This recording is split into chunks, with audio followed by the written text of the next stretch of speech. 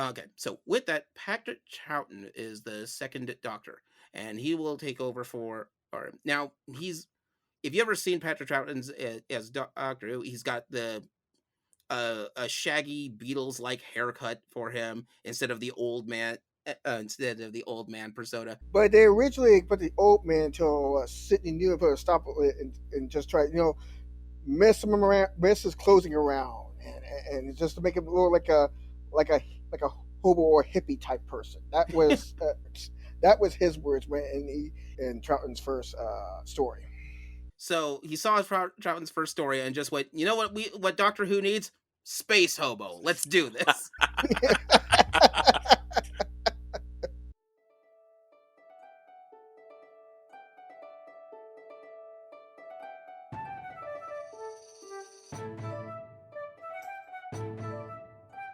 Just a reminder, this is a spoiler-heavy podcast. Different series that require a spoiler warning will be in the description.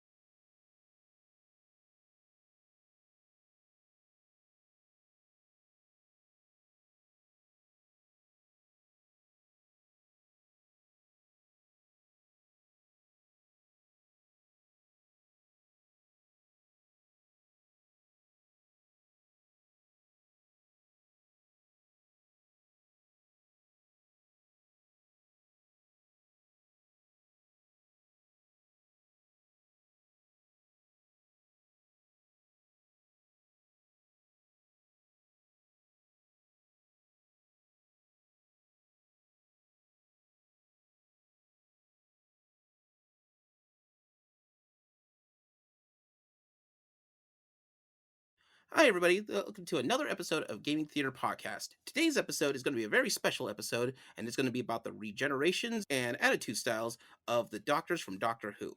Now, joining me on this episode for this, it's going to be a couple of new guests that we've had on here, and I'll just get them introduced real quick. Once again, my name is Leo, and I'll be your host, and I'm the Geek Scorpio. And over to my right over here is... My name's Derek. And next to him is going to be another guest. Hi, Alex. Go by the name GVO123. Heyo. And over here I have... Hi, I'm Moss. All right. That being said, we're going to move on to the magical merch booth. Yay! Whee!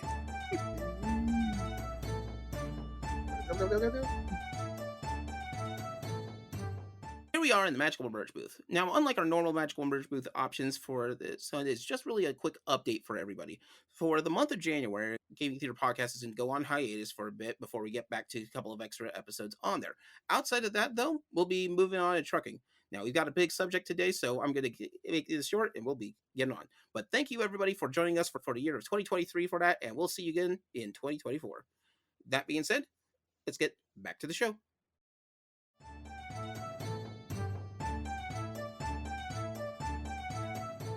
So today's episode is going to be something a little different on that. If you didn't know, and this is just for anybody who has attention, on November 23rd, 1963, that's the first episode of Doctor Who, making this year the 60th anniversary of Doctor Who.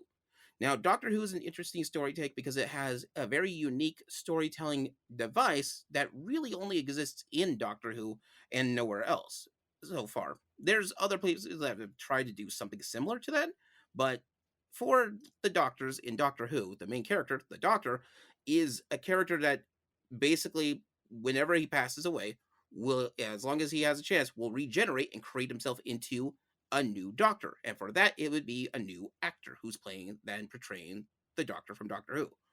So to explain how this sort of works out, we're going to have to start at the beginning and who this is. The Doctor itself as a character for Doctor Who is really two parts of the same character. The first is more of the, I guess, analytical or the default settings for it. This is the Time Lord from Gallifrey. That's the Doctor. Two hearts, brilliant and one of the smartest people in the galaxy known, who understands time, space, and things that we can't, to a point that we can't barely comprehend. To what he does is almost as distinguishable as magic. The old Isaac Asimov. Now, that being said, this is the Doctor normally. That's sort of the template for him. He's this wise creature that just sort of exists and tries to help. Now, as far as the Doctor goes with helping people, that's more of something that's just innate and inherent to his abilities. The Doctor will always want to help out, and it's basically part of his philosophy. So much so, this is one of the reasons why he basically left Gallifrey. From it took a bit of research to look it up, but originally, one of the reasons why the Doctor left Gallifrey, unlike the other Time Lords, is because he didn't believe in sort of the Time Lord philosophy of, which is ironic because most space things like Star Trek, for example, will dive into this as we hear it like First Contact. Marvel also does the same thing too with the Watchers. These are creatures that do not interfere. The Doctor, however, with all their power and such, wants to help out, and if he has the ability to save someone, he can. He doesn't do it all the time, and understands that actions have consequences for anything that big that he does. So, will he like range the cosmos to move one thing? Maybe, but he has to be careful because he knows what the cause and effect of everything is because he's been from the beginning to the end of the universe. That doesn't mean that he is going to stand aside if something bad is happening or some kind of injustice that he's seeing. Or villains trying to play God. Well, villains or aliens are things that are basically interfering with people. He will stand by. He'll go in and help out. Now that's the Doctor in general. Now what happens though is every iteration of the Doctor has different attitude, personalities, and things that affect how this Doctor is going through. So if we go back in the beginning, and we'll be going through most of these Doctors for it, each Doctor plays that character as the Doctor differently. It's kind of weird to say the Doctor like 6 times in a sentence, and it still makes sense. It's like that old sentence. What is it? You can say buffalo, buffalo, buffalo, buffalo, buffalo, buffalo, buffalo. It's one word. However, that sentence makes perfect sense. Yeah. So we'll start with the first Doctor, which is William Hartnell. Now, Doctor Who, if you didn't know, originally, which they've changed their motif so much, started off as an education program. It was originally designed as a children's, as an idea of a type of children's program And also, it was meant to fill a gap between their music program called Jukebox Jury. that they had back in the early '60s, right? Correct. That was their version of the American Bandstand. Yeah. So with that, they set up Doctor Who, which is basically having a person going from place to place to teach people about what happened in history using this magical time box to get in there. Hmm. Now, with that, that's also why William Hartnell, from out of all the Doctors, comes off as a teacher more like anything else. Wants people to explore, and it has that nature of being a super friendly character who wants to, let people learn and these things. But then adventure happens. Now, William Hartnell, ironically enough, is also the oldest actor to play the Doctor. I think he was something in his 60s, 70s when he got the role of the Doctor. But so yeah, he was just wise, with his companions and going from place to place to try to explore. In fact, the first episode I think takes place in 1963, which is why I know that's the reason why the TARDIS looks the way it does. Mm-hmm. Because the Yes. TARDIS is first thing it I think attached to was one of the police boxes, and then just got stuck that way. So it's kind of ahead of its date. Now, if you're wondering about it being listed like this, being ahead of its date, and being a science fiction program in the '60s, and sounds familiar, you'll hear that some of the relations to basically an example of Star Trek, because that'll happen later in I think '68 or so. Uh, 66. 66, yeah, 66 is when Star Trek will happen. In which is a weird comparison, but in England, Star Trek is also considered a children's show, just like Doctor Who is, which is kind of a weird take for that. So, you know, monsters in space, good enough. Children's Yeah. show. I don't think their line is very specific for that. Teleportation. Fast. Yeah, kids, that's kids stuff right there. But yeah, so it's kind of a weird take, and this is not a thing that will change. Star Trek is actually for decades will be treated as a children's show in England, and it's probably because Doctor Who is also treated as a children's show in England. Mm-hmm. If anyone's watched even any of the later Who stuff, yeah, it's not exactly all for kids on that. What with the acid monster and the thing? Yeah, no, it's a mess. Yeah. So one of the things with William Hartnell that happens with him, he becomes the Doctor, and he's the Doctor for 19, until 1966. Ironically, when Star Trek comes around. However, he had some failing health, and so couldn't continue with the role and left. And this is sort of what spawned them to take the idea of regeneration. I believe it was Sidney Newman who was the CEO that decided that idea after his after William Hartnell's ill health started to leak out publicly. With that being said, um, so William Hartnell's saying, so they changed it up to introduce regeneration, and this gives this show something unique that you couldn't that hasn't come up with since. Basically, it would allow a person to change the entirety of their actor and their storylines and such to fit a motif. So where the and well you'll see is that the different doctors that take place will always change their attitudes, change their storylines, and change basically how everything is working out. Even some of the villains will pop up later. So one of the things that happens with this is that instead of the first doctor, which was this wise teacher like character, the next doctor that will come up is Patrick. I hope I'm not butchering his name. Troughton, Patrick Troughton. Troughton. Patrick Troughton. Okay, so with that, Patrick Troughton is the second doctor, and he will take over for. Or now he's. If you ever seen Patrick Troughton's as Doctor Who, he's got a shaggy Beatles like haircut for him instead of the old man persona. But they originally put the old man until Sidney Newman put a stop and just try, mess him around, mess his clothing around, and just to make him look like a like a hobo or hippie type person. That was his words when in Troughton's first story. So he saw Troughton's first story and just went, you know what Doctor Who needs? Space hobo. Let's do this. But yeah, he would invent little silly things that are on there. I think he like half the time, any of the episodes I've seen with him is like half part of the time he's like, hang on, I heard this rhythm. Let me see if I can play it on my recorder. That'll make God, sense. I love that so much. He Doctor. made the recorder his own. Oh yeah. But Doctor, there's a real problem with Cybermen here. Hang on, I'm getting there. He is the Doctor Who if he was a bard, but not a very good one. I'll play a jaunty tune. Doctor, that's not going to help us in this scenario. So with that, the second Doctor comes up and they start introducing different new factions for it. So at this point, basically back with the first Doctor, they started scrapping the idea of making an education show and just turning it into a science fiction show and just run with it. But they still do the time thing, but not to the heavy extent it was before, because that affect the ratings during William Hartnell's time. What, going quite through often. time a lot? Yes. Yeah, so just like with different things that you will see, you'll start seeing them retool it's a series to find out basically what works and what sticks and what doesn't. You'll see different shows rearrange things, and once they find a motif or a motive that they go on, they keep going with that. Like famously, the first season of Parks and Recreation, terrible in comparison to the rest of the series.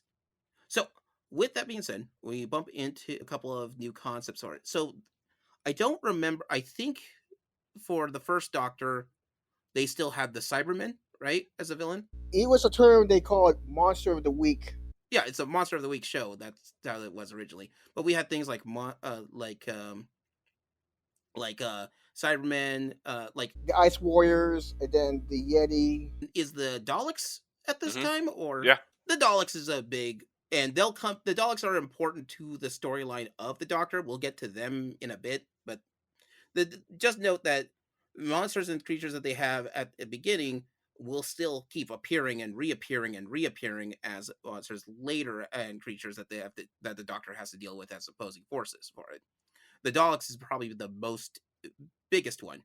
Even though, ironically, to save on the budget, the Daleks they literally glued a plunger on the front of the Dalek. Call Yeah, it a day. it's literally a trash can. Sometimes for science fiction stories, we got to save on a budget. But that's what made them amazing. So, with it, one of the concepts that I liked and they started coming back to it is unit. And the concept for this is kind of the world of Doctor Who on Earth. Stuff happens in Doctor Who that keeps happening to the Earth. So, you know, they didn't have a military response unit until the Doctor had to deal with a bunch of monsters, and at that point, monsters keep showing up. We should probably do something about this. And they introduce unit into this as the Earth's response. And units, most of their response is at whatever the Doctor tells us to do, we'll just do it. Moral support. Yeah. What are we here for? Mostly moving boxes. Yes. Yes, it is. That is the extent of our power. I think And just it a couple of research and defense, but basically moving boxes. but yeah, so the second Doctor is kind of a goofball, and now they work with different contracts, and once the actor who plays the Doctor's contract sort of expires, they have a chance of renewing, but if they don't, that's fine. Then they'll just make their final episode a um uh, just the end of that Doctor, and we move on to the next Doctor. So what's unique about this storyline is typical for this, the actors know who the next guy is going to be that's taken over the role typically. Don't forget the fear of typecast. That's the reason why a lot of actors will leave, is the fear for typecasting. In fact, that's one of the reasons why some of these doctors that we'll be talking about have a shorter span than others. It's because they don't want to be stuck as being typecast as, I'm the science fiction guy, I am the in the storyline where I can do more dramatic works. Some of these are like a lot of the doctors, like we'll get to when we get to 10th, like Tennant. No, yeah, Tennant's 10th. Like when we get to Tennant, he's a bona fide. Most of these guys are thespian backgrounds.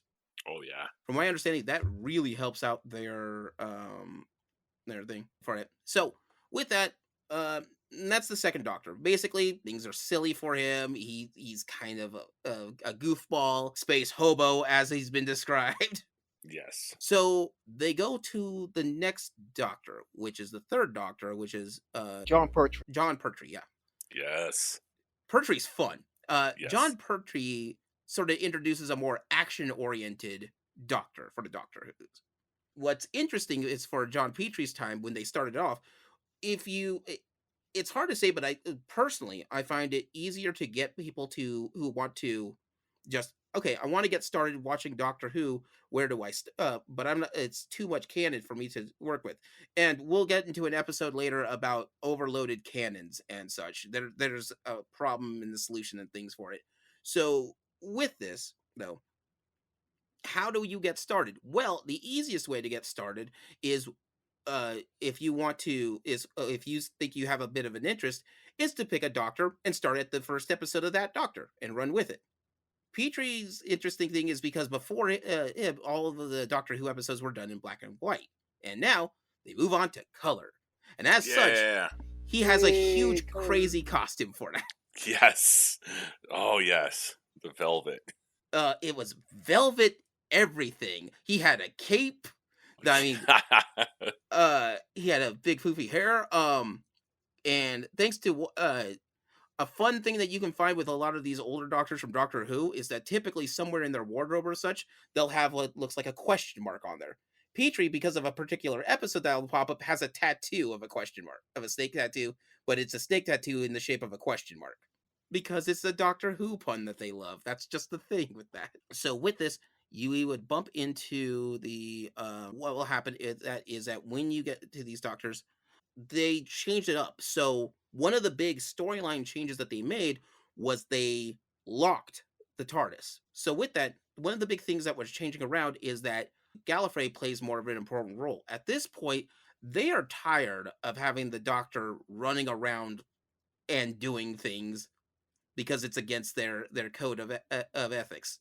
And so what they do is that they break the TARDIS and leaving the so the TARDIS can't leave Earth. And now this, as far as a story line case, made it so that way all their stories has to take place on Earth for the first couple of years on that. And it helps the budget. That's mostly a budget concern. If we don't go to space, we don't have to make an alien planet for this. Right. Oh no, aliens invading that nearby factory, which happens to be abandoned, which is over in that corner. This field and that field. That field. Um, there's an awful lot of empty quarries that we find. Actually, there's a lot. Like I've seen a few of these episodes. There's an awful lot of empty quarries that they Oh, bump yeah. into. Like the Three Doctors episode is mostly in a quarry. Yeah. And actually, that brings up the next point. So now that they have an established history for it, one of the things that is also neat to see is once in a while, you have episodes where more than one doctor will be in there. Three Doctors is probably the most famous one Hmm. on that. And as part of that episode in the Three Doctors, the I think Gallifrey finally decides to say, okay, because because Gallifrey gets screwed over and time locked, and the only plan that they have is to get another doctor from another time to come back here. Right. Mhm. Which I always found is interesting because like the doctors have to piece together that that's another version of them, and it's like because they don't know because they're physically completely changed. As far as they know, that's another maybe it may or may not be another Gallifreyan or just a guy in this weird suit and has a recorder. But yeah, so they did introduce the three doctors on there. So John Petrie's run is famous for being more action oriented. Like one of the things that he'll tell people is that I now know Aikido.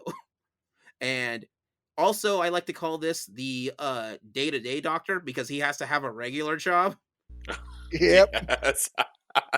Nine Oh, to He five has for the doc. rest regular Joes. He has a regular job with UNIT because his official title with UNIT is Research Scientist Number One. And what's funny is that in later episodes I was watching like some of the newer Who's episodes. Once in a while, Unit will show up and he has to remind him, yeah. So what's your doctor? What's your rank on this? Number like 24, 23? Ah, yeah, I'm number one. Not to brag, but I'm the top guy. um, and like he also has a Doctor Who car. right. The Yep, the And it- Who-mobile. Who-mobile. Yeah. Is it actually called the Who-mobile? Yes, Yes. it's actually called a Who-mobile. But he It calls looks it like Bessie. a monstrosity. He calls it Bessie. Yes. It was in that Three Doctors episode. That's how I Yeah. first found about it. But he also later got a jet fighter and a speeding boat, but that was his later season. Hang on. The Doctor has a jet fighter Yep, he does. and a speedboat. It's for those, water episodes, Did you know it's weird that the Doctor says, "Yeah, Knight Rider, I did that before." Oh, Oh no! How are we going to get over this with the Doctor Who officiated Doctor Who speedboat? go to the Who boat. Let's go. Well, he has a cape and everything. You know he's going to swirl it and go into Action Man into this thing. Yes. Yes. So yeah, Doctor is John Petrie is like and he plays for a good while actually. And the series is kind of regular. This kind of is sort of a neat point I need to bring up for a way of for people who have been watching classic Who is different than watching newer Who. Whenever we say new Who, it's usually anything in the 2000s. Whenever we say classic Who, it's anything before the year 2000 for that. But in Doctor Who, they're still ran as serial episodes. So they're not it's more like small mini arcs. Back serials work like this. You would come in, you would watch an episode, and then they would leave as a cliffhanger because the story's not done, and then you would leave, you'd come back and you watch another episode. But they're not part of a story arc because the arc is where it takes place a good section for the season. And so some of these episodes are actually like what we're talking about, like the Three Doctors, is actually, I think two or three episodes back to back on that. 4 actually. Yeah, it's typically 4 episodes for a Doctor Who episode, serial, but they're serialized, which is so it will have a cliffhanger, and then we go on to the next part of the story. A cliffhanger, then next part of the story, and then the finale. And so, whenever we're, which is weird because this makes watching old versions of Doctor Who kind of hard because they don't the England doesn't do, the British doesn't do seasons like we're used to here. A season for United States audience is usually starts in one a year and ends in the year prior, and that's it. And then they take a small break for whatever that episode that show is. So for us, when we do seasons, they're typically year by year by year. Whereas for the serial one, some of these go on. Some of the serials even go on throughout a couple of years in that case, right? Um, like they start in one spot and they end in another. No, actually, it goes within like a monthly basis. At least. Yeah. And I think old Doctor Who, each of those episodes are what 30. 30 minutes. Yeah. They So don't go to the hour until like mid 80s mhm, as an experiment. yeah. So yeah, Doctor. Yeah, so Doctor Who here is now a famed magician with a cape and style. He's missing like a cane, but that will be for the next Doctor to go through, but not this next Doctor. He still So has his handy sonic screwdriver. oh yeah, so we got through the three Doctors, and the next Doctor that comes. So this guy's jovial. He's Don't forget there was their version of a Moriarty in Doctor Who, the Master. Yeah, the Master. the Master. Yeah. If you have Sherlock Holmes for that, you also have the Master. Think of it as the antithesis for the Doctor. Antithesis? I always get that name wrong. Anyway, Antithesis. so with that is the bad Doctor, or someone who would basically be a Time Lord but abuses their own powers for that. Yeah. All the smarts and the knowledge, but does it for evil. That does it for evil. For evil. What about the Doctor? Mostly for good, but also funsies. You can't tell me that he's not wearing a cape for the practicality of it. But yeah, so the Master is and other villains will show up. So does the Master show up in? He shows up around season 8. During So the is that second the third Doctor or second? 1971, the second season 8. Yeah, second Ultron story, because the Ultrons, the plastic aliens, appeared the second time with the Master. Yes, so like the Master is the evil Doctor, and he'll pop up as a villain for it. But also, what's interesting is even though the Doctor has his regenerations, the Master also has his regenerations as well. Yes, sir. Yeah, but at this story part of that storyline, he's in the second to last regenerations period. Mm-hmm. Yeah. Until some rule breaking that happens later, I think it's a person can Gallifreyan can regenerate what 13 times. Yes. Yeah. No, I thought it was 11, and then it was 12. I think That's it's the whole 11, thing. then 12 because that's the deal. With, no, 13 because that the 12th is has to remember that he has the War Doctor. It's a mess. Oh yeah. Because they And do the then, whole like cracked episode where he has to like ask them, and they give him some time, energy, and he regenerates. Yeah, and then as far as we know now, how many times can the Doctor regenerate? Yeah, as many as we need. As many as the story wants us to. He'll regenerate twice a week if I can do it right. Ooh. So after this, the Doctor gets back to his normal doctory adventures, and we move on to a new Doctor for Doctor Who. At this point, it's 74, and this is now Tom Baker. Tom Baker will hold the record for playing the Doctor from Doctor Who the longest out of any Doctor, bar none. And so he, for a generation and a half, is basically their Doctor for this Doctor Who. And so as such, that unlike everyone else, this Doctor also has the most companions for it. In fact, has a little robot dog as a companion. Yes. K9. K9 is fun. Hero we don't deserve. Mm-hmm. And then also we have, I think at this point it's I can't even, Sarah Jane Smith. Sarah Jane Smith, yeah. Oh yeah, the Doctor actually has a technical name for purposes of paperwork as John Smith. He's a clever one, that one. Well, because he had to have a day job back with the third Doctor. We got to put something on there. The Doctor. No, that's a position, but that's my name. John Smith? Nailed it. Oh, also one more thing. In the first season with Tom Baker, they had one of the members of unit Jordan as a companion. Yeah. Which is interesting because typically, the Doctor doesn't like having military personnel as companions at all, and it's one of the aspects of the Doctor from Doctor Who that pops up every so often, especially in the newer Who's, is sometimes he's kind of treated as a pacifist. Like he will try to logic or use his mind to get out of situations he doesn't want to fight or fight directly if he can avoid it, because that's sort of against his philosophies, his personal philosophies. But yeah, so Tom Baker has a ridiculous scarf, and I mean Yes. ridiculous. That thing is what, like at least 7 feet long. It was 11 feet. Wait! It's an 11-foot long scarf. Yep. Doctor Who, or the Doctor, or tripping hazard at this point. Um, but yeah, so he also had. So this Doctor is, whereas the last Doctor was mostly, very jovial, very fun to be with. This is where they started making changes to the Doctors to be sort of changing their personality. This Doctor came off as being not abrasive, but being as like a He could be oddball or be aggressively serious at the same time.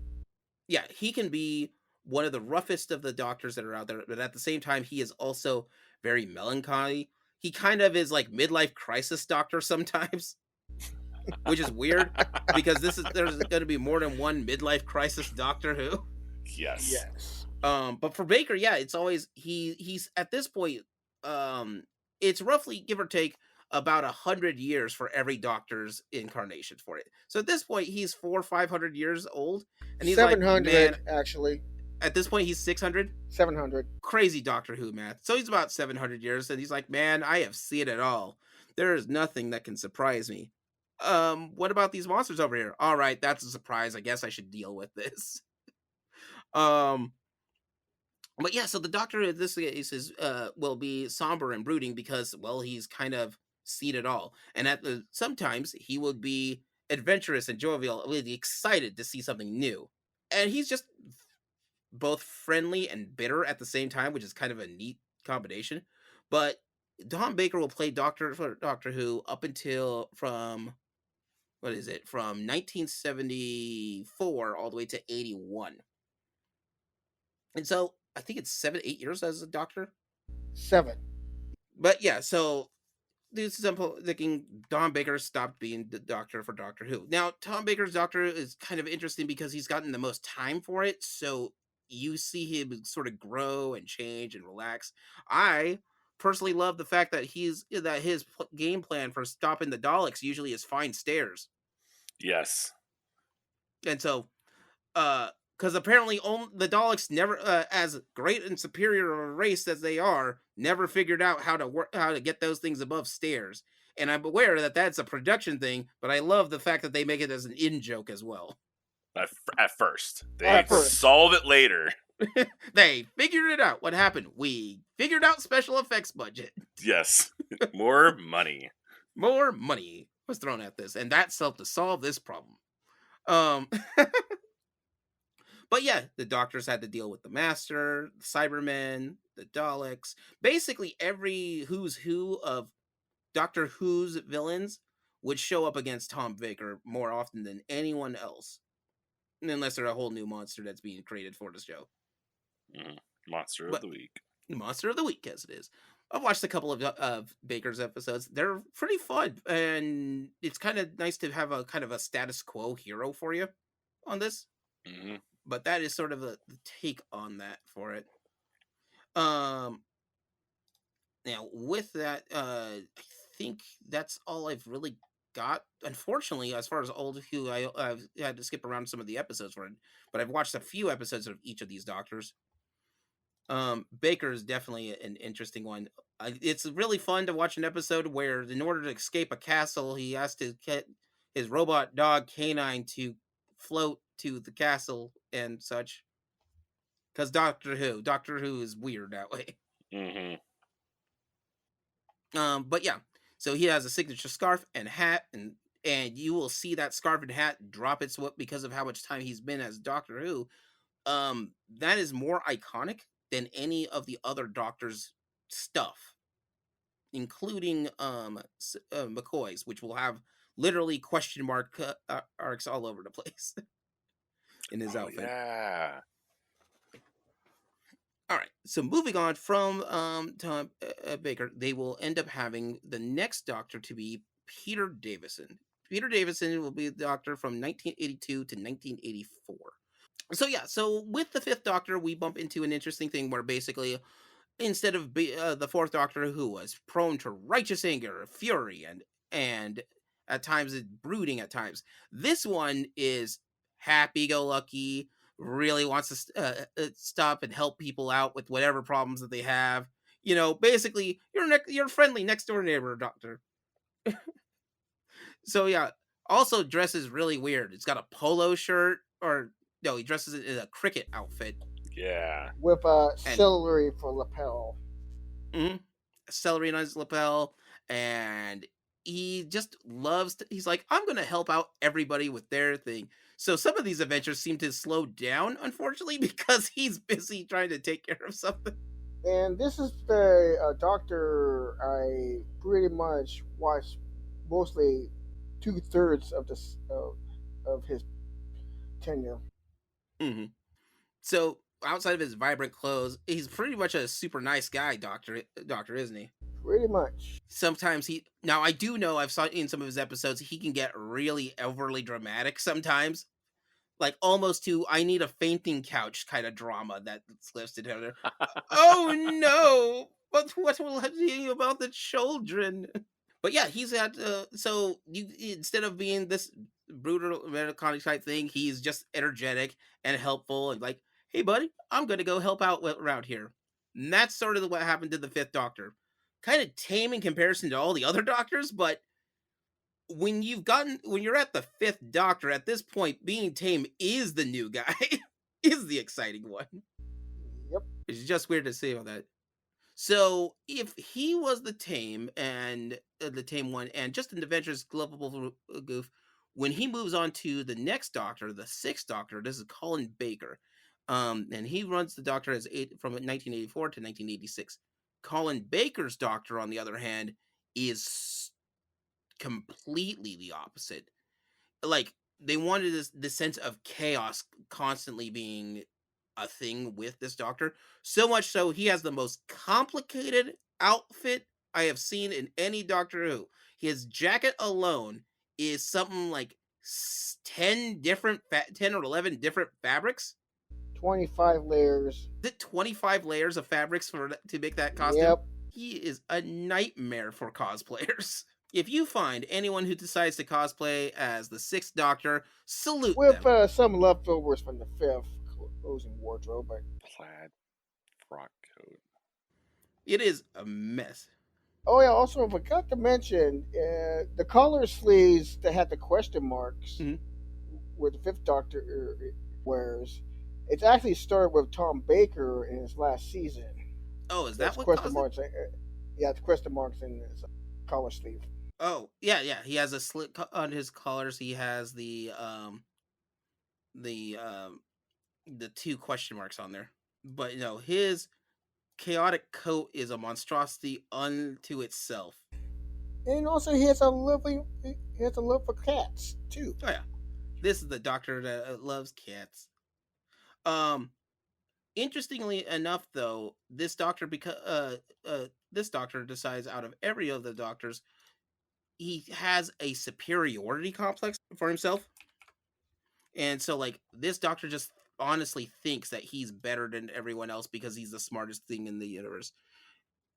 I mean, he is smart, that's true, but he's also doesn't have to be a jerk about it. But he's brash, he's hot tempered, he will fight things. Um, Companion light episodes are ones that don't have a companion or don't have a very specific companion on that. For Colin Baker, run, there's a lot of episodes where there's just no companions. He's just dealing with the problem because everyone else can go suck it. So yeah, apparently, if you are a dick to people, that gives you the least amount of companions, and these things kind of work hand to hand. um, but at this point, so that we've had kind of a history of different doctors, and so there is this weird, rather atypical regeneration point where there's a creature that pops up once in a while called the Valyard. It only shows up in 86, but the concept of it comes out. Valyard is basically the embodiment of the Doctor's dark side. The if the Doctor, instead of having the antagonist, which is the Master, this is the basically the version of the Doctor. This is your evil twin, Doctor Who. Um, so that's a fun little nod. Yeah, technically it's the Doctor. It's just the evil twin Doctor for it, but it's only shown up in one episode, so that's it.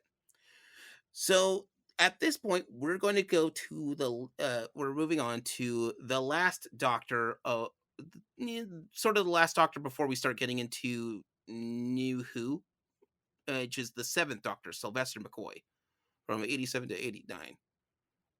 This is thoughtful, whimsical. He is Seems more scatterbrained, but out of all the Doctors, he's got some funny moments, but also he is a manipulator. He likes to play everyone. If the third Doctor was a man of action, getting into the Who mobile, this is one who likes to be cunning, who wants to play chess masters, and so he'll maneuver and manipulate all the pieces around him until he can get that problem solved.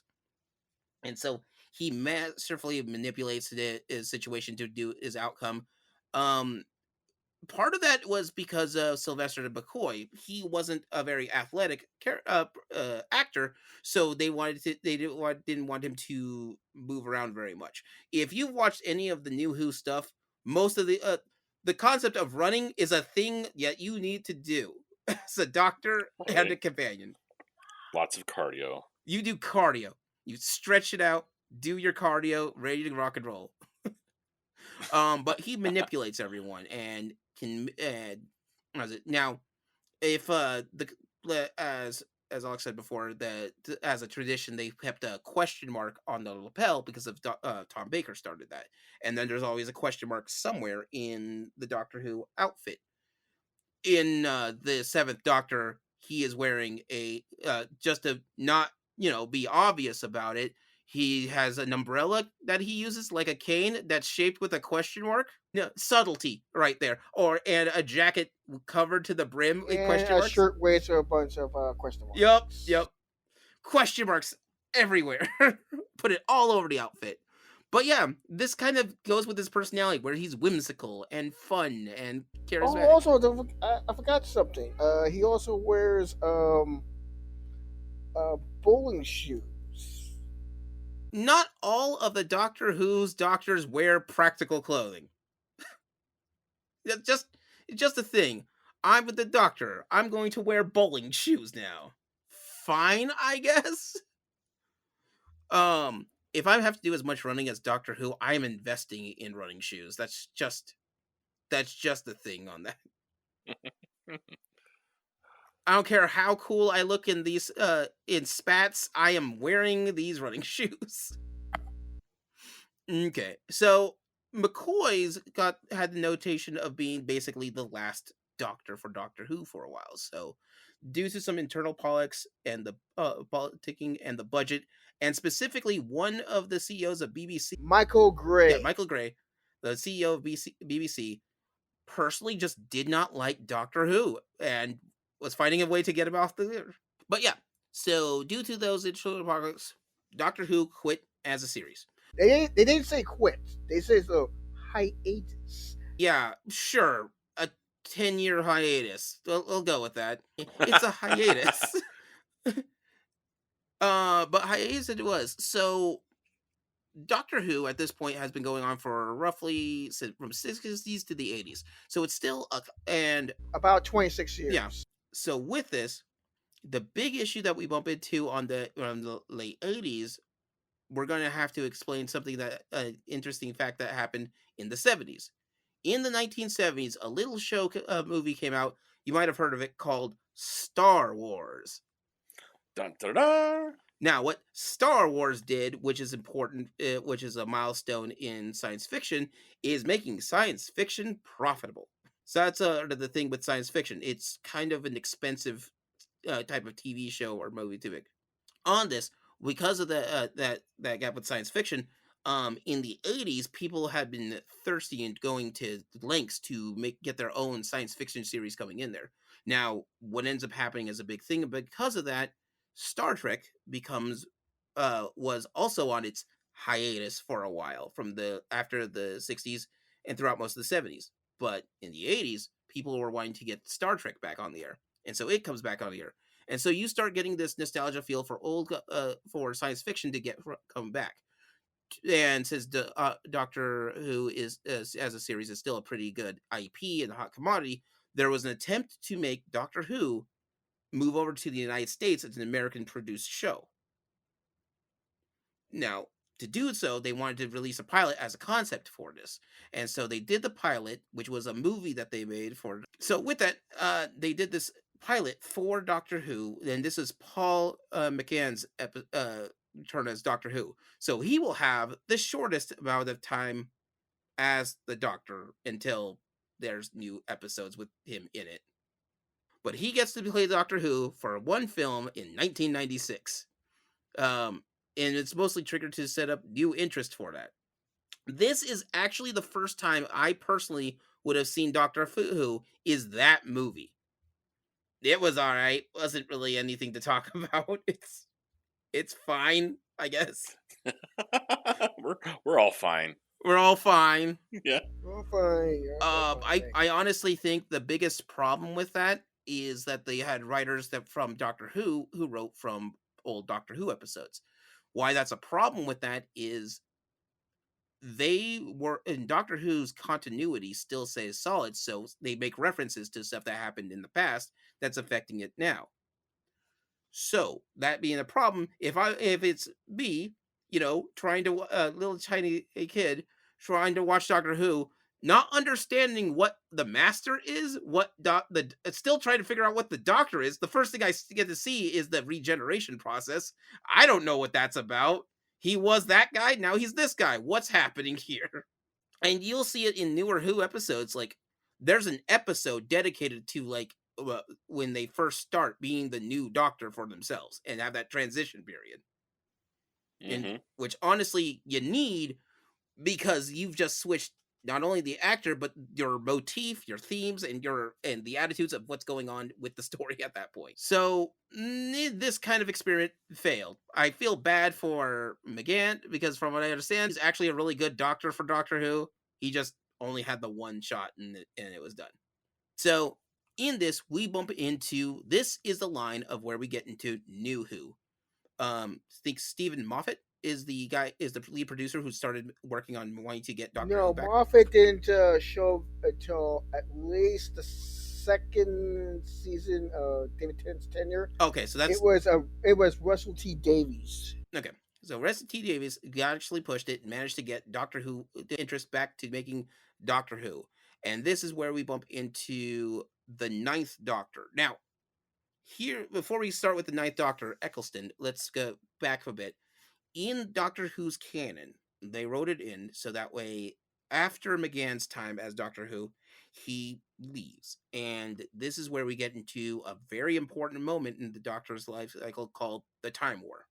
Now, the Time War is a brief synopsis for it. There's realistically only two races in space in the Doctor Who universe that know how to do time travel. The Daleks, which are bad people, very bad, and they're basically space Nazis. They're not even hiding that fact. And the Gallifreyans, which are the Time Lords. So all time is basically in this fight, in this war, and in order to win the war, in order for the Doctor to win the war, he had to do something really bad that removed Gallifrey, and I think at this point he thinks he destroyed Gallifrey. Yeah. This is a spoiler heavy content, so it's I could ruin that part. Yeah, he thinks he remembered the whole burning of children and all that kind of stuff. Yeah, As far as he knows, he had to wipe Gallifrey off the map to stop the war. And then he also time had to do something to make it what do they call it? Time locked? Yes. along with the Daleks as well. Mhm. Locked them in a moment of time. Yeah. So they could not escape, but then they could not do anything either. And with that, that's he has this crux of being having experienced through this giant war and having to watch everything that he's known for his family and life to burn basically, and he's the one that caused it, and that weighs heavy on him. Oh yeah, we could spend like an entire Episode. like 2 hours on just the war. Yeah, the war is a huge detail for it. It's one of the nice things about the Doctor Who, which is in with as long as this canon is, they put gaps and holes in the Doctor Who's past on it. They do it on purpose because it slows down the story if they were trying to go through it. But this is a big important moment. This is he no longer is the jovial Doctor who's adventuring and traveling from place to place, trying to right wrongs. This is a guy who's seen some shit, and now it's finally weighing on him heavily about this. Hmm. PTSD. Yeah. For the both, and that's the least of his troubles. Are you talking So, about the War Doctor now, or are you talking still Eccleston? so this is everything to lead up. This is their Okay. story mode Yeah. to Okay. lead up to Eccleston, because Eccleston comes in as more of a different type of doctor. He's courageous and adventurous because he's already been through a war. He knows that he's gone through these fights. He is much more energetic, much more aggressive, and when he finally gets to an episode that they bump into a Dalek, he's perfectly fine with letting that guy burn. Yeah. Which is the Doctor as a character always loved to preserve life. He understands people are going to die. That's just the thing on that. But he tries to protect people as much as possible. Except for the Daleks, because the Daleks made him destroy his home. At that point, meh. Yeah. All bets are off. Yeah. But to show that he's this newer, edgier, rougher one, instead of having a big sauntering coat, he has a simple leather jacket.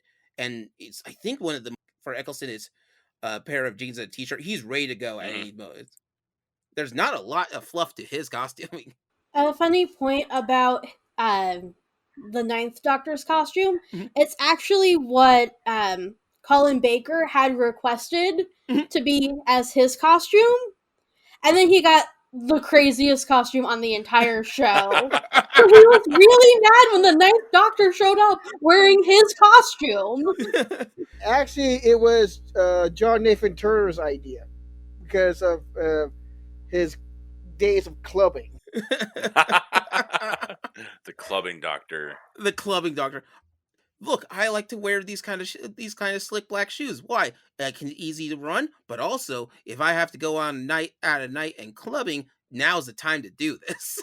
Right. A partying Doctor. But yeah, he is just aggressive, and it always shows that he's been traumatized by something. And so he's always saddled with guilt and anger, and he's always like hiding it with a joke or anything with that, until he finally gets in fact, as part of the storyline, Tyler, I think, is the only one of the few companions that he has through most of his run.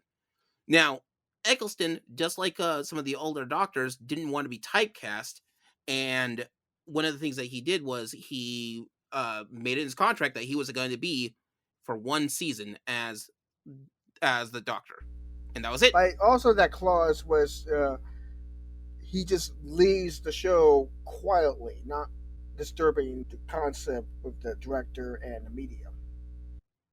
Well, that's him personally. As far as the storyline goes, Yeah. he just but for Eccleston just wanted to run one year. And again, as an actor, you get a fear of being typecast. You don't want to be the same character over and over again and you get tired for that.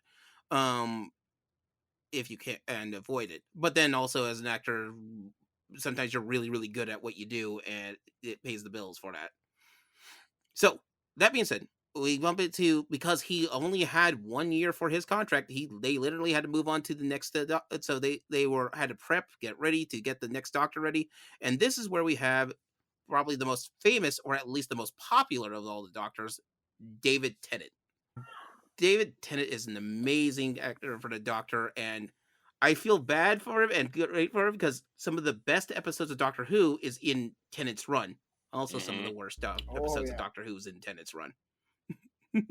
But yeah, so this is a sharp contrast to the other Doctors because he's still burdened, but of the just like the Eccleston's run of the Ninth Doctor, but at this point he's gotten over a lot of it. The meanest parts is whenever this Doctor is whenever Tennant's run lets him be like the mean bastard Doctor that he wants to be. Like, oh no, I'm mad now, I and am God. I am going to.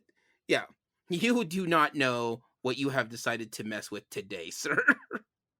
Like this is a yeah. My favorite episode of him is one where he goes against those trackers, and he goes out of his way to protect them from what he can do to them. Like this is he's a doctor who gives people chances to that edge. When he gets pushed over, sorry. Oh yeah, and he is probably has like I know what to do because I've gotten lifetimes of experience at this point, and he shows it. But Tennant's run is um David Tennant, unlike all the other Doctors, which feared being typecast, actually wanted to keep playing the Doctor longer on that. Sadly, he got only do 5 years. He couldn't beat Baker's record of 7. So, but these, Also, he knows when time to depart. mhm. But David Tennant is probably out of all the actors that will play the Doctor, except for maybe John Hurt, is probably the most famous of all the actors to play it. At least he's most famous now. I mean, there's so many different things that he's done since Doctor Who, since his run at Doctor Who. It's crazy. Oh yeah, Oh yeah. he has a huge list. But yeah, so he's very protective and of his companions as a sort of a role for it. Tennant's run is how I ended up getting into Doctor Who, which is kind of it. But I wouldn't say that he's my doctor. That's Eccleston, but I'll get to that when we get to the end of this episode. But yeah, so he's the thing with him is that he's always wanting to not to avoid putting himself in enough danger to be a death. But when he's at the edge, oh man, he is can be mean. And again, he's wearing sand shoes, which that not every doctor makes good clothing choices. Like, That's how you know he's hip and cool with the all the the youth of the day. hello, fellow youths. He's Oh rocking the gelled hair. I'm surprised he doesn't have like a skateboard with him. And he made the sideburns his own. yes, and those 3D glasses from the 80s. Yeah. Oh, love it, love it. What? Oh man. So when he's done with his run, we bump into the 11th Doctor, which is Matt Smith's run. Matt Smith is, I think, an interesting way to approach it because I think out of all the Doctors from Doctor Who, he's the easiest one I've seen to get into Doctor Who. Like everything for him is Hmm. new. And he's actually the youngest. Yeah, Uh, actually, I think he got he the role. was like 27 when he was cast. Yeah, he's the youngest actor to play the Doctor. Is Matt Smith, and Matt Smith's run is kind of interesting because it's new and it's jovial and it's just a bunch of crazy adventures. It has a childlike explosive. Like I love when they do because in his run is when they have the 50th anniversary, I believe. And Hmm. so as part of it, they bring in John Hurt as the War Doctor, and much like the other famous episode of the Three Doctors, this episode also has three doctors coming in to that. But I just love the look of excitement when he gets to meet himself. Oh, hey, yeah, that's great. Yes. Oh, Like two old college buddies, which just got to meet up for a beer or such. right. Um, which is kind of weird to have John Hurt in there because John Hurt comes in as the War Doctor for that episode. So the 11th, so it's kind of a weird take. You have in that episode, and it's done so fantastically. I've watched it multiple times for that Hmm. anniversary. Because what you have here is you have the John Hurt, the War Doctor, which is the doctor who went through the bad times and has to make this decision for that. the the 10th Doctor, which has seen it and still trying to get through the trauma of it, and the 11th Doctor, which has already gone through all the trauma and has taken care and has gone through like basically the therapy that he needs for such a small time as the Doctor, because I think John Hurt actually now holds the record of the least amount of time as the Doctor.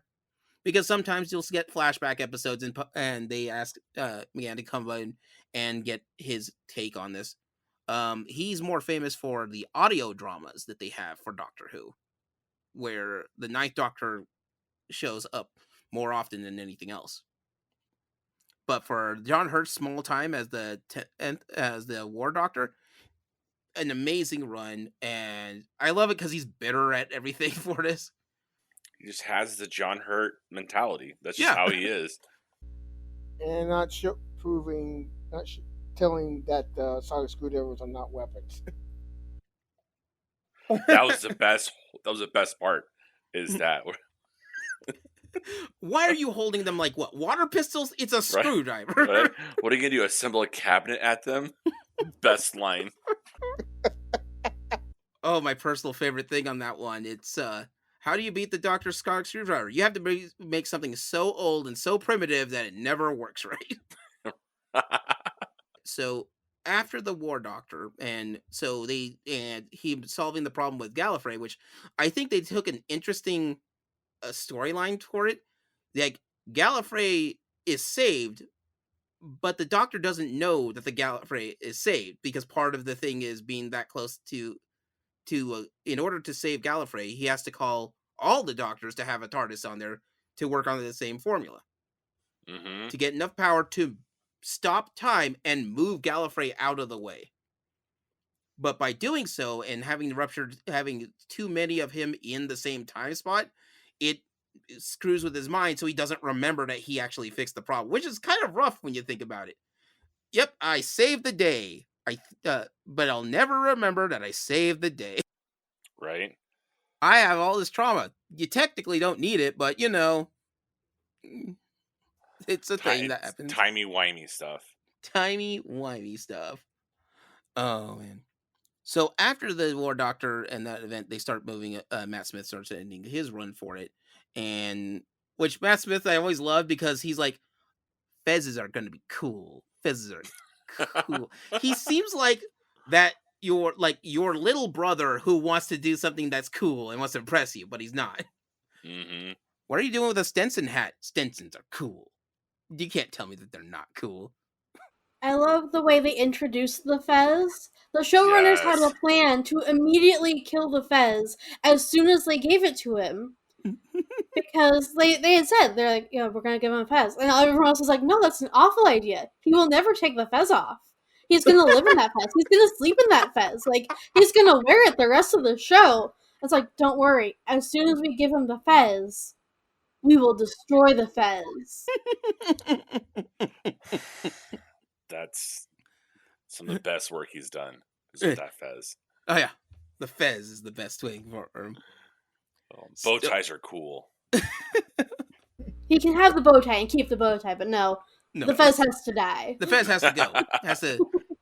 He tossed into a fire somewhere. I don't know. Got to get rid of it. No, River Song just grab the Fez and just throw it up in the air and blast it. Well, that takes care of that Fez. Yeah. So we move on from this Doctor. We move on to the 12th Doctor, Peter Capaldi's Doctor, also known as Doctor Who Reset. Because after the events of that, this allows Doctor of Gallifrey being saved.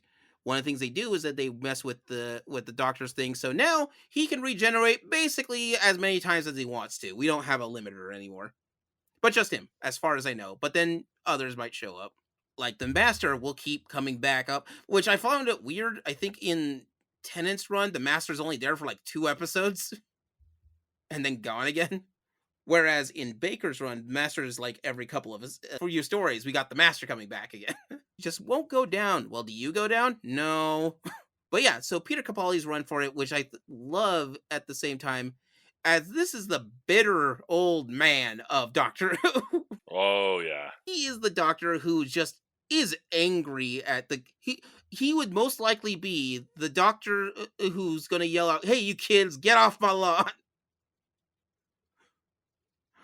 Um, but yeah, he's crotchety. He conceals his emotions. He'll make bad, rough, ruthless decisions if he wants to. He will do bad on his own.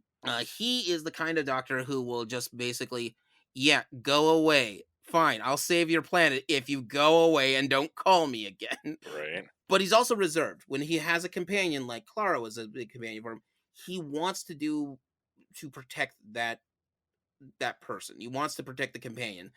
Everyone else can go to hell except for that person. Hmm. I think there's a couple of episodes that Clara ends up having to put herself in danger just to get the doctor to do stuff. Because no, this doctor is a crotchety old man. But yeah, his take on saving people is basically, if I have to, I guess. If there's time. If there's time, all right. If I don't save this, I guess. I did love how people confuse him for a magician. Even I did the first time seeing him because of his big, super cool looking like long cloak with the red inline. Hmm. Very David Copperfield. But it's also loosely based on the Third Doctor's. Hmm. Oh yeah, because the third Doctor has a cape and everything. He's all about the show, the panache. But like with Capaldi's outfit, I think it's black, and that's about it. It's all black with red trending. Yeah, with red trimming. He is a simple folk. Hmm. Also, he has like Sonic sunglasses for some reason. Oh That's just yeah. wait, Sonic sunglasses? Yeah, he had Yep. Sonic glasses Why? to to change things up. Instead of a Sonic screwdriver, I put it in glasses. Yeah. This is the Doctor Who version of Google Glass, isn't it? I just need it Yeah. attached to my glass. Why? Because it's cool and it's new.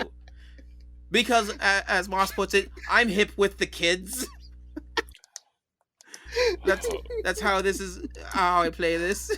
So moving on from Capaldi, because Capaldi's run is fun if you especially for the bitterness that he brings in. Oh yeah. It's just kind of a weird thing to do. So after that, we bump into the 13th Doctor, which is Jodie Whittaker, first woman to play the Doctor, and kind of fun, lighthearted, warm personality. So from that Doctor, where Capaldi's like gets a companion, like, oh man, I hope you never have to get into. You suck as a person. I don't want to deal with this. Get off my lawn. For Whittaker, on the other hand, it's more of, you know what? You're part of my fam. Love you to death. You are the best person here. You can do everything. She believes in you. This is the doctor I want to, because that doctor will believe in me and what I can do. Right. She's This got fuck, her way to save you. yeah. The doctor will save me, but you know what? Knows that I tried my best as a companion to help out. And the first Doctor, they had to create a sonic screwdriver from scratch. Oh yeah, Whitaker's sonic screwdriver was made from hard steel, and it basically had to build it on her own. Now the hard steel was linked to a crystal, and I believe a petrified tree. I don't Yeah. know. Look, It was weird. I don't know how the sonic screwdriver is made. There's apparently like a sonic pistol and a sonic sunglasses. Realistically, right now, the only person who knows how to make a sonic screwdriver is the doctor. And that sonic screwdriver could be whatever that the doctor wants to put it into. And with this, speaking of like that, the Doctor Who can gets all over the place. There's audio dramas. At that before Whitaker's run, during David Tennant's run, there was what 3 different Doctor Who styled shows back to back. Sarah Jane Chronicles, and Torchwood, which is literally described as Doctor Who but sexier. And Yes. don't forget Class. Oh yeah, and Class is also from an episode of Doctor Who. That was during Peter Capaldi. Class comes from Capaldi's end. So they have a lot of canon to go with. So Whittaker, so I want to mention that before we get back to Whittaker on it. So Whittaker is either fun and lively person for it. So Interesting enough, they introduce another Doctor on during their run, which is the Fugitive Doctor, which is for several different episodes. Which apparently the Fugitive Doctor is a doctor from Doctor Who's past that the Doctor doesn't remember being this Doctor. Yeah, like Like, it's who are you? like it's like Doctor Who's military service. What it feels like, you Yeah. know? You're but didn't I do that as a war doctor? Yeah, he comes later because chronologically, the fugitive doctor, which is the doctor who's a soldier and fighter, this doctor regener they're not certain where in the timeline it fits for the doctor who as a doctor. But a fugitive doctor is a very important doctor as this is something that the doctor doesn't remember being and has to deal with this problem. Now, from the Fugitive Doctor, we go on to the 14th Doctor, which is technically the 10th Doctor again, which is Tennant again. Um, which confused a lot of people for coming out because they, as from what near as I can figure, it was because it was the 60th anniversary. They wanted to see if they could get an older actor to play Doctor Who, and Tennant is always down to be Doctor Who. That's Tennant. Ask him to be Doctor Who, he will be Doctor Who, even in a Doctor Who knockoff. It's common knowledge David Tennant is a Doctor Who fanboy. Oh yeah. He's so much of a fanboy, he married into it. Yeah. Yep. He met his wife on an episode of Doctor Who, who is the daughter of a former Doctor Who. Yeah. I think what was it? I love it. There was a joke where somebody was asking the because his father-in-law is the fifth Doctor, which was by the way Tennant's favorite Doctor. Which I think is funny because he asked him, "What's the weirdest thing that you ever gotten from a fan?" A grandson. Yep, that is awesome. Terrible, but awesome. But yeah, so he got to show up as the 60th anniversary, which is weird because they've already announced who the next Doctor is going to be, and the next Doctor is going to be Shudi Gatwa. yeah, which is gonna be interesting. So, and unfortunately, because his episodes haven't shown up yet, I have no idea what this Doctor's gonna be about. Yet, but wait for 2 weeks. But Is that coming out soon? Yeah. yeah, it's coming out in 2 weeks. Okay. But yeah, so this is that's one of the cases for it because the doctors were changing for it. So this means that the as a so this brings us to the last couple of doctors on it. So here's where this boils down to. For the series of Doctor Who to keep it going for 60 years plus that it's been going on right now, different series have to find a if you're talking about a long running show, that's decades long running show. To the date right now, that show has the most visual canon for any science fiction show of all time. The only thing that comes close to that is Star Trek, and they've Star Trek and Doctor Who have been going up and down for whoever has the most visual canon. Um, so how do you keep a show going on for a storyline that's going on for 60 years plus? For different series, they would be like Star Trek, where there's whole new sections of this, but part of the same world or canon. Sometimes we just revisit or retell the same story over and over again. You'll see that all the time in comics. But for Doctor Who's case, we have regeneration. We change up who the actor is, we change our storylines, we change everything about it. And that allows us to move on to keep the series going. So, and now if they ever want, as long as there's a need to do a Doctor or Doctor Who, they will always have the ability to make a regeneration to get a new actor and new stories to come in for that. That being said, that's about all I've got, and that's a very, very, very brief way of going through all 15 numbered doctors. And Yeah. there's about 19 doctors in total on that. So with that, before I leave, does anybody have any other thoughts on that before we close this out? Oh, I got lots of thoughts, but we don't got the time for that. Say your piece, sir. Say Yeah. it. Say what you Well, no, need. Doctor Who to me has just been having the same person change who they are through obviously their life and react to kind of the same situations because he always comes across the Daleks trying to wipe everybody out. Mhm. Every time he does, it's a different reaction. The Cybermen want to come in and and converge everyone yeah, just like them. different things, and like just how he reacts each time just makes me happy, and just the different iterations of him and how they interact. Like Capaldi comes in on Davros's little machine with tea and just spins around the room mocking the Daleks. It's the funniest thing in the whole world to watch. Oh You know, yeah. Mhm. like it's amazing. That's why I love this TV series. Mhm. Yeah, and each person here would have their own doctor. So, Yeah.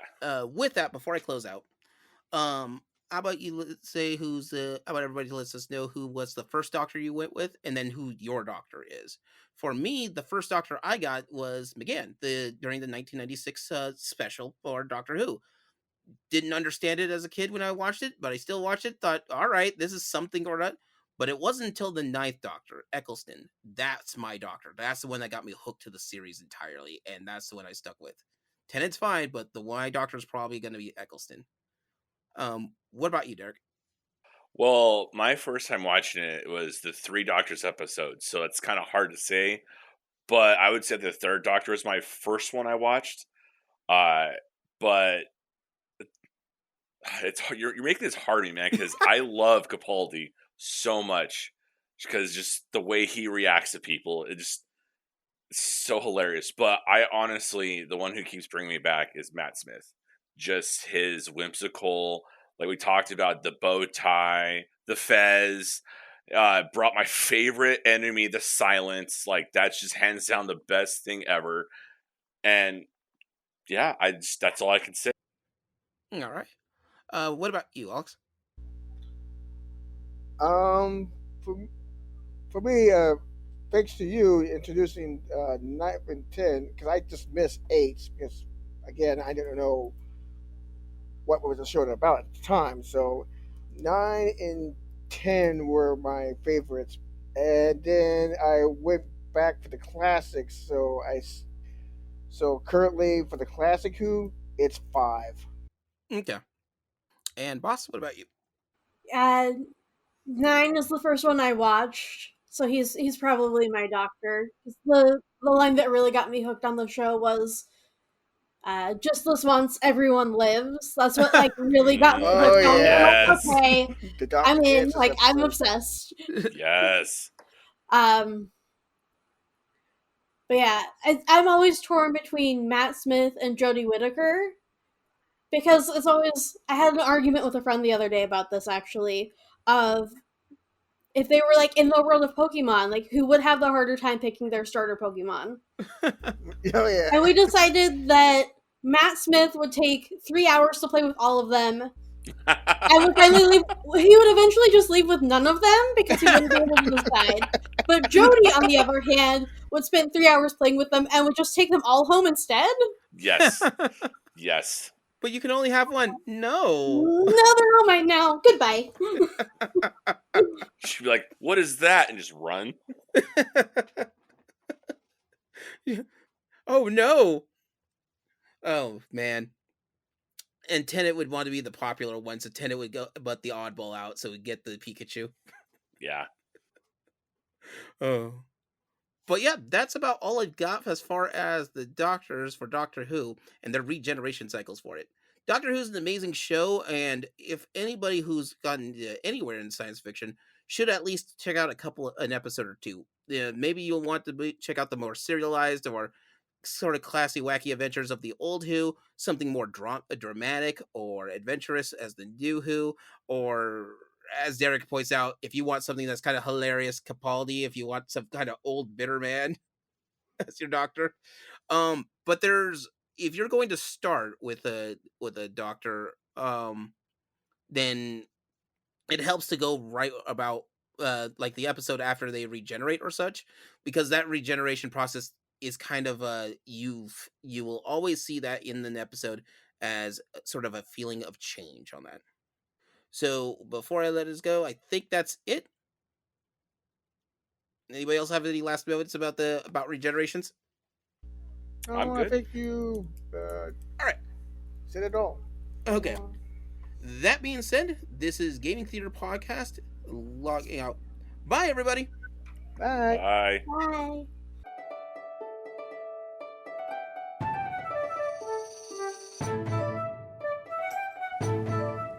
Gaming Theater Podcast is hosted, created, produced, and edited by Leo Garcia, the Geek Scorpio.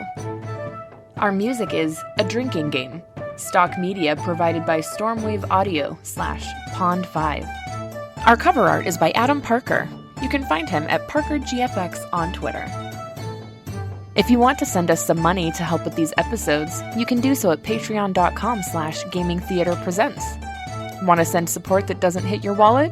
Please leave a review with wherever you hear your podcasts and share our podcast with your friends. It really helps out. Thank you for listening.